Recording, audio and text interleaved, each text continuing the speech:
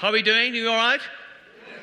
Good. So we're looking at I am the bread of life. So just a little bit of background just to bring us up to speed. So this is one of the 7 I am statements within the Gospel of John. How many Gospels are there in the Bible? 4 Gospel accounts in the Bible. So we've got Matthew and Mark and Luke. And they sort of focus on the stuff that Jesus did. Yeah, it gives us an insight into what Jesus did. But the Gospel of John gives us an insight into who Jesus is. And John was one of the, humanly speaking, closest disciples to Jesus. Refers to him as the disciple that Jesus loved. You know, it's not like that Jesus was singling them out for anything special. We've all got good friends, haven't we? But some of our friends are just a bit closer than some of the others. We've all got members of our family, but some of our family members are closer than some of the other ones, but they're all still really important. And the I am statements that Jesus uses, including I am the bread of life, have an echo from Exodus chapter 3. When Moses, do you remember Moses? Who remembers Moses? Yeah? Moses saw the burning bush.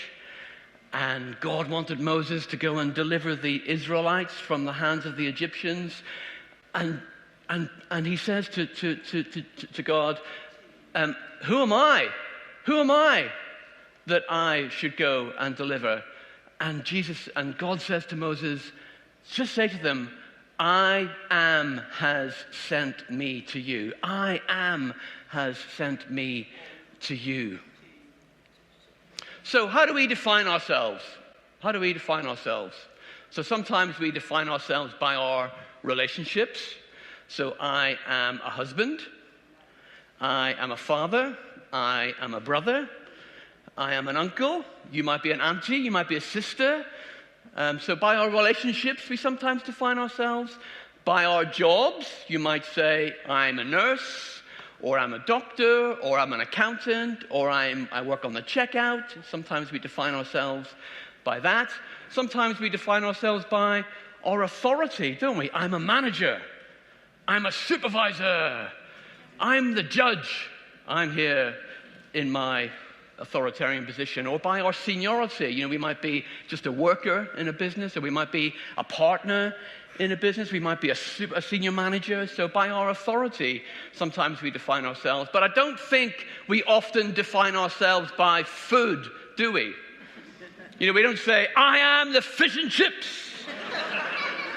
I am the chicken korma. Or I am the loaf of bread, do we? Do we say that? Only some mad people, I think, would say things like that. So what did Jesus mean when he said, I am the bread of life? What did he mean by that? So we've had the story of the feeding of the 5,000. We know that they came back looking for more bread. Jesus says, find better bread. Find better bread than the bread you had the other day when I fed you with those loaves and those fish.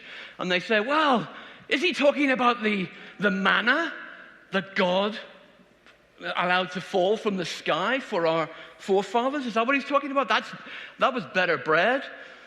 And then Jesus says, you're just not getting it, are you? Jesus says, I am the bread of life. Jesus said, you need me as your bread.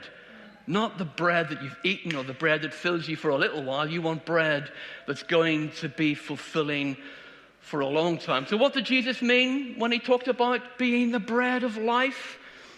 He meant a number of things. Firstly, it's a basic staple, isn't it? Bread is a basic staple.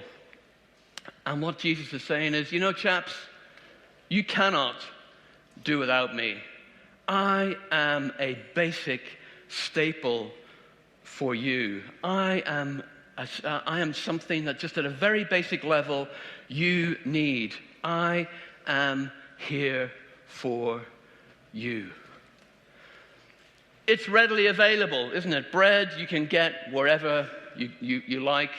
And Jesus says, I am always, always there for you.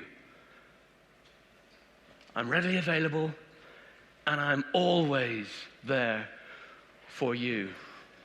It fills you up, doesn't it? I remember growing up as a lad, and sometimes money was a bit tight. Oh. No, it was tighter than that. Oh. Yeah, brilliant.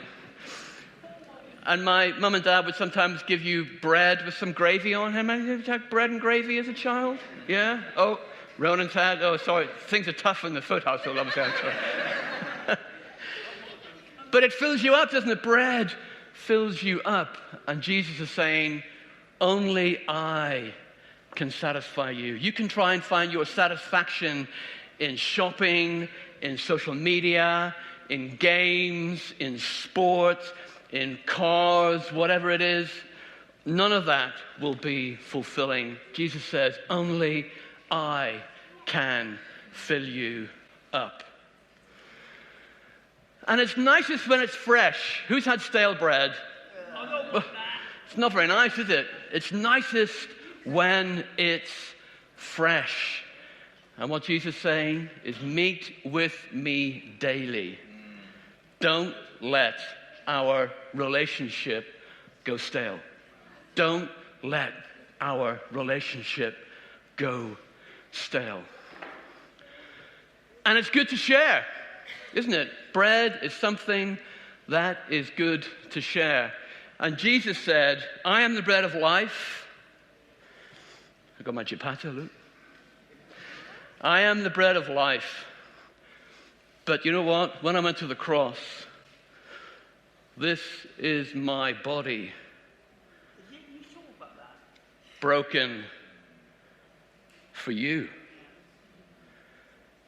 And Jesus, in allowing his body to be broken, brought our salvation, brought our redemption. We can all share in this bread because Jesus said, I am the bread of life, and I break it for you to enjoy and to be fulfilled. I share it with you. And finally, what I would say is, what are we going to do with this bread of life? If you have never experienced the bread of life, the readily available, the truly satisfying, the stuff that fills you up, bread of life, which is Jesus, today is your opportunity to experience that for the first time, and then to enjoy that on a daily basis as you live your lives. For those of us who have already found Jesus, you know, bread can be many things. It can be many versions of bread, and there's lots of things you can do with bread. You can put cheese on it. You can put ham and cheese. You can put ham and cheese and pickle. You can put bruschetta. Yeah, bruschetta. Oh, yeah, bruschetta. Oh, yes.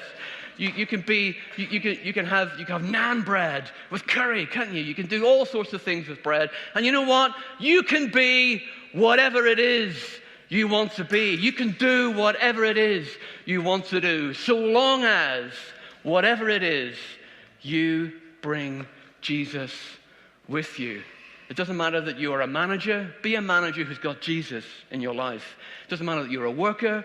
Bring a worker that's got Jesus in your life. If you play football, be a footballer who's got Jesus in your life. If you like hockey, play hockey as someone with Jesus in your life. Bring Jesus into every situation that you find yourself, because you don't know what you are going to deliver to the people who are around you who have never known Jesus, I've been fortunate over the past couple of weeks to be in two very high-profile places where people have asked me to bring Jesus into the room. Isn't that amazing? People have asked me to bring Jesus into the room. We can bring Jesus wherever we go because he said he's the bread of life. He is sharing that with us, and we take it with us wherever we go. Thanks for listening.